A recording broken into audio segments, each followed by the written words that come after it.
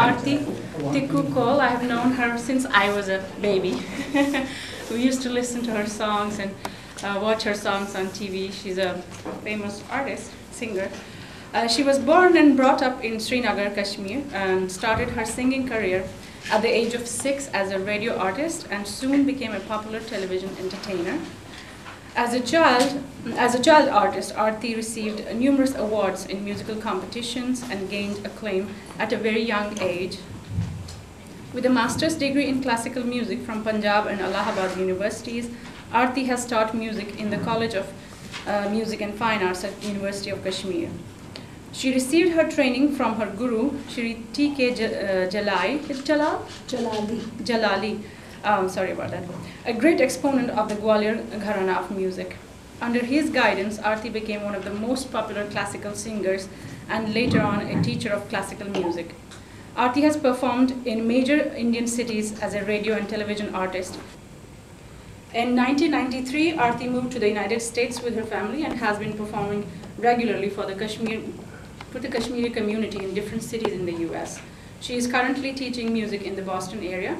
Some of her popular musical albums are Amrit Varshan, that means it's mystic poems of Swami Govindji, Lalvak, poetry by the famous mystic poet Laleshwari, Manikamna with Archana Jalali, and Yar Lokchar, folk songs of Kashmir. I'm really very happy to have her here. This is the first time I've met her, but I've known her since I was a child. And I'm really, really happy to have her here today. Thank you. First of all, thank you very much. Good morning to all of you here. And I know it's a small gathering, but at the same time, I know the group of people who are sitting here feels so much pleasure for me. It's an experience of a different kind. As I told Sadaf, I said, this will be the first time I'll be talking instead of singing. That is my profession. I usually express myself through my words and through my music. So this would be the first time I put down some of my thoughts, some of the experiences that I have as an artist from Kashmir, having traveled in India, and trying to bring a perspective of what happened and,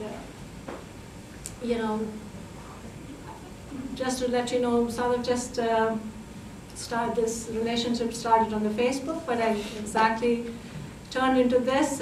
Who had imagined that I would be sitting here talking to you guys in Texas? So thank you for coming. Thank you very much. Thank you. So what I'm trying to do in this talk is going a little bit historical, which is important to do as far as fine arts are concerned, and especially the performing arts. I have to do a little bit historical background so that you guys get an idea of where we came from and what happened. In order to understand the position of fine arts in our lives, I would like to share an anecdote from a mythological story that I came across during my childhood. Once a king asked a sage how to make sculptures of gods. And the sage said, someone who would not know the laws of painting could never understand the laws of sculpture. Someone who has no knowledge of principles of instrumental music cannot know the laws of dancing. Someone who does not understand the art of vocal music cannot understand the principles of instrumental music. The king eventually bowed in acceptance and said, if vocal music is the source and goal of arts, then please reveal to me the laws of vocal music. While it's true that fine arts have no language, they are significant tools of communication to convey the innermost feelings that only human beings can have. It is through the medium of arts that people of different nations and backgrounds are able to communicate and understand each other better and cut the barriers that may exist. The performing arts like music, poetry, and dance are the most expressive of the arts and highly effective in appealing the human mind aesthetically and have the potential of raising to higher levels of content and bliss. They elevate the sensibilities of people, thus enriching communities with a sense of strong cohesiveness, adaptability, tolerance, diversity, and pride. It is acknowledged fact, authenticated by historical evidence, that Kashmir was a seat of knowledge and literature, a grand arena of arts, and a place where musicians and artists flourished during the ancient period. Music and fine arts were understood and enjoyed by all, whether a common man or a king. Nirmat Puran and Pandit Kalhan's Raj Tarangni give ample evidence of how the performing arts prospered in ancient Kashmir during the reign of numerous dynasties that ruled there.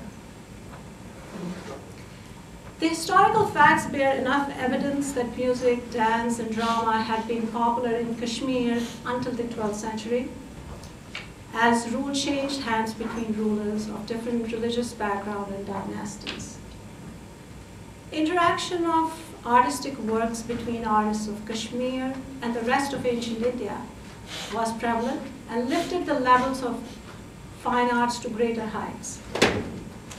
Music and fine arts got a boost during the reign of Zain al-Abidin, also known as Badshah, the prominent ruler of Kashmir, who was a great connoisseur of arts. He allowed musicians, scholars, artisans to express freely and encouraged them to exhibit their arts in conferences, fairs, court performances. Srivara, one of the reputed musicians in King Hassan Shah's reign, contributed immensely towards music and the development of Kashmiri music with a strong influence of Persian music. Introduction of unique Kashmiri instruments like rabab and santoor happened during this era. Sufiana music of Kashmir developed a unique form of mystical style, which was a blend of Persian music and Indian classical music. As explained by Dr. Sunita Dhar in her book, The Traditional Music of Kashmir, artists from Central Asia during Sultanate period brought with them their art, music, musical instruments, and culture, which resulted in a wonderful interaction in course of time, gave birth to classical form of Kashmiri music, which was known as Sufiana music. Kashmiri literary works are equally rich and possess a variety of theme, content, and form. While Lallet's sensitivity and mysticism left a deep mark on Kashmiri people, so did Nund Rishi's Shuk, or the couplets. As we felt the deep pathos in the verses of Habba Khatun and Arnimal, the romantic poetry of Rasul Mir soothed our minds and gave bliss. The unique blend of mysticism and romanticism in the Kashmiri literary and poetic works has elevated the Kashmiri mind to higher philosophical levels of understanding. During the 11th and 12th century, the performing arts saw a sharp decline, and later periods saw less and less activity and low levels of encouragement and patronage. As a result of this decline, the performing arts struggled and stayed confined to small groups, while majority of people did not adopt them as a profession due to lack of compensation, encouragement, and respect. Dance forms based on classical music like Hafiza did not sustain the stress of time and died during the Dogra rule due to the stigma which was attached to female solo dancers who performed for the rich and the elite for money.